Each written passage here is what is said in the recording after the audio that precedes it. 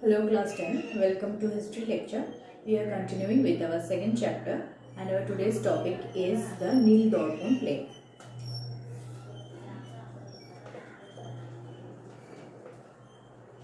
So we are reading about the influence and the encouragement of the newspapers and periodicals and the literary books that came out during the 19th centuries, which helped in developing a sense of nationalism among the people of India. So among these newspapers and periodicals we have already seen, and today we will see about the book or the drama Neel Darpan, and it was composed by Dinobandhu Mitra.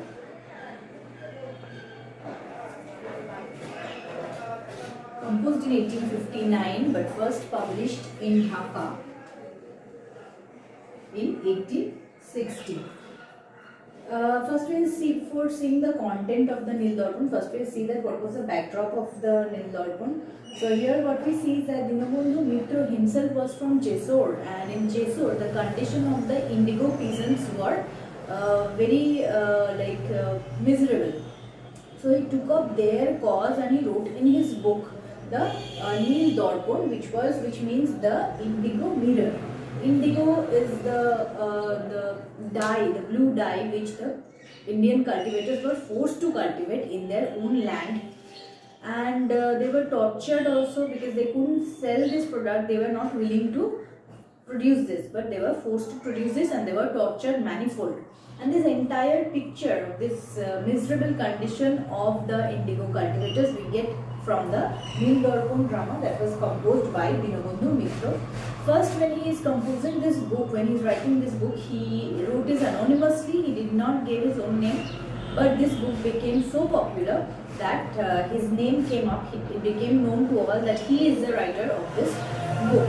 So what we see is that in this Neel Darpan or the indigo mirror, Dinobandhu Mitra clearly gave the picture of the torture that the indigo cultivators face. So that was the main subject matter of this book, the torture faced by the indigo cultivator.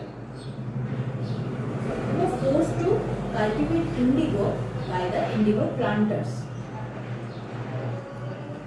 They were forced to cultivate indigo by the indigo planters, and we see that their families were also tortured if they refused to cultivate. And in this situation, how forcefully they were given the loan, the tadan was given to them forcefully, and they were forced to cultivate indigo. This entire picture we are getting from the Neel Darpan. Apart from this, we also get the picture of economic exploitation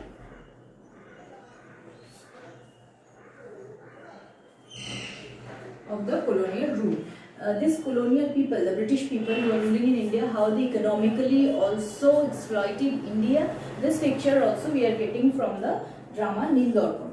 And we see that this drama Neel Darpan became so popular that Girish Chandra Ghosh in 1871 organized this play as a drama in the National Theatre.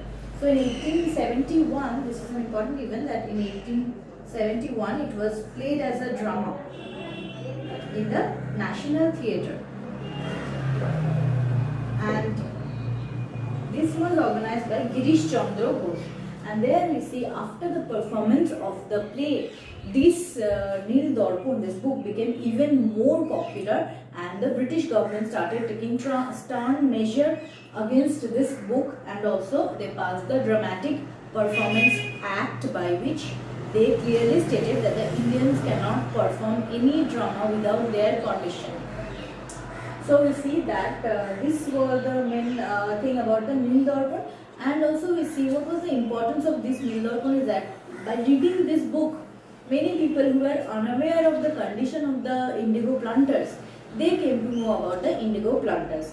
And in this situation, the Bengali educated class, the middle class intelligentsia, also came to know about the plight of the indigo cultivators, and they lent their support to the indigo cultivators.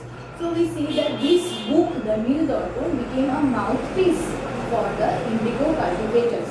Whatever they wanted to say, Dinobandhu Mitra wrote it for them. On behalf of them, Dinobandhu Mitra wrote this in this book. For the first time we see for any peasants or any peasants movement, the educated middle class raising protest, raising their voice in their support, in the support of the indigo cultivators. So this was a very important, because only because of the Neel Darpan book we see that the middle class intelligentsia coming in open support for the indigo cultivators. So as this book became very popular, there was so much demand for translating this book into English. So Michael Madhusudhan Dutta took the initiative and he translated this Neel Darpan into English, the Indigo Mirror.